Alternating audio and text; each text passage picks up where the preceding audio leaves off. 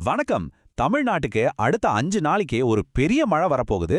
அது எங்க, எப்போ, எப்படி இருக்கும்னு டீட்டெயிலா பார்க்கலாம் வாங்க. சரி, எல்லாருமே தெரிஞ்சுக்க விரும்புற ஒரு கேள்வி. எந்த ஏரியால இருக்கிறவங்க ரொம்ப ஜாக்கிரதையா இருக்கணும்? வாங்க, ஒவ்வொரு பகுதியா அலசி ஆராய்ஞ்சிடலாம். முதல்ல ஒரு பெரிய படத்தை பார்த்துடலாம். அதாவது, இந்த மழை எப்போ ஆரம்பிச்சு எப்படி தீவிரமாக போகுதுன்னு ஒரு டைம்லைனை பார்த்துருவோம். நீங்க ரொம்ப கவனமா இருக்க வேண்டிய தேதிகள்னா அது நவம்பர் 11ல இருந்து 15 வரைக்கும் தான். அதுலயும் குறிப்பா 12, 13, 14ஆம் தேதிகள்ல தான் மழை உச்சக்கட்டத்துல இருக்கும். சோ இந்த தேதிகள்ல உங்க பயணங்களையோ இல்ல வேற ஏதாவது முக்கிய வேலைகளையோ பிளான் பண்றீங்கன்னா கொஞ்சம் யோசிச்சு பண்றது நல்லது.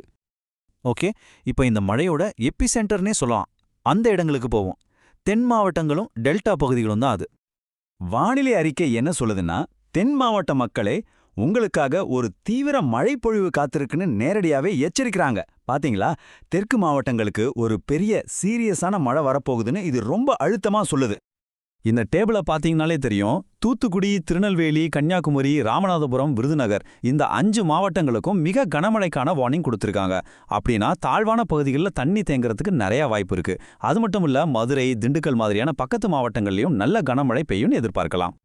தென் மாவட்டங்கள் மாதிரியே டெல்டா மாவட்டங்களுக்கும் நல்ல மழை இருக்கு. நாகப்பட்டினம், மயிலாடுதுறை, திருவாரூர், அப்புறம் தெற்கு தஞ்சாவூர், கடலோர புதுக்கோட்டை பகுதிகளில் மிதமான மழையிலிருந்து கனமழை வரைக்கும் பெய்யும். இதனால விவசாய வேலைகள்ல இருக்கிறவங்க கொஞ்சம் கவனமா இருக்கணும். சரி, தெற்கு பக்கமும் டெல்டா பக்கமும் மழை வெளுத்து வாங்க போகுது. அப்போ தமிழ்நாட்டோட மத்த பகுதிகள், அதாவது வடக்குலயும் மேற்குலயும் என்ன நிலைமை? வாங்க அதையும் பாத்திரலாம். இங்க பாருங்க, வட தமிழ்நாட்டுல கடலோரத்துக்கும் உள் மாவட்டங்களுக்கும் பெரிய வித்தியாசம் இருக்கு. சென்னை, கடலூர் மாதிரியான கடலோர மாவட்டங்கள்ல லேசா இருந்து மிதமான மழை வரைக்கும் இருக்கும். ஆனா நீங்க கொஞ்சம் உள்ள போனீங்கன்னா வேலூர், சேலம் மாதிரியான இடங்கள்ல வெறும் லைட்டான சாரல் மட்டும்தான் இருக்கும். பெரிய பாதிப்பு எதுவும் இருக்காது. இப்போ மேற்கு தொடர்ச்சி மலை பகுதிகளுக்கு வந்தோம்னா இங்க ஒரு மிக்ஸ்டு பேக் மாதிரி தான் இருக்கு. தெற்குல இருக்கிற தேனி, தென்காசில மிதமான மழையும், கன்னியாகுமரியில கனமழையும் இருக்கும். ஆனா அதே சமயம் நீங்க வடக்கு பக்கம் போனீங்கன்னா கோயம்புத்தூர், நீலகிரியிலெல்லாம் வெறும் லேசான மழை தான்.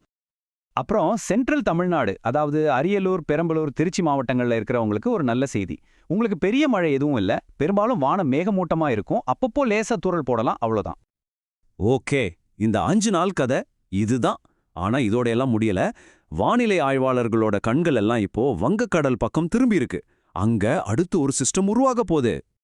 நவம்பர் மாசம் கடைசியில தென்கிழக்கு வங்கக்கடல்ல ஒரு புது லோ பிரஷர் ஏரியா, அதாவது குறைந்த காற்றழுத்த தாழ்வு பகுதி உருவாகும்னு எதிர்பார்க்கப்படுது. இதுதான் நம்மளோட அடுத்த வாட்ச் லிஸ்ட்ல இருக்கிற விஷயம்.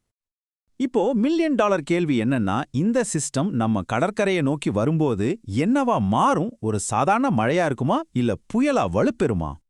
2 வாய்ப்புகள் இருக்கு. ஒன்னு, இது ஒரு தாழ்வு மண்டலமா மாறி காத்து அதிகம் இல்லாம ஆனா பயங்கர மழைய கொண்டு வரலாம். அப்படியாச்சுன்னா வெள்ள பாதிப்புகளுக்கு நாம ரெடியா இருக்கணும். 2வது சான்ஸ், இது இன்னும் தீவிரமாகி ஒரு புயலா மாறலாம்.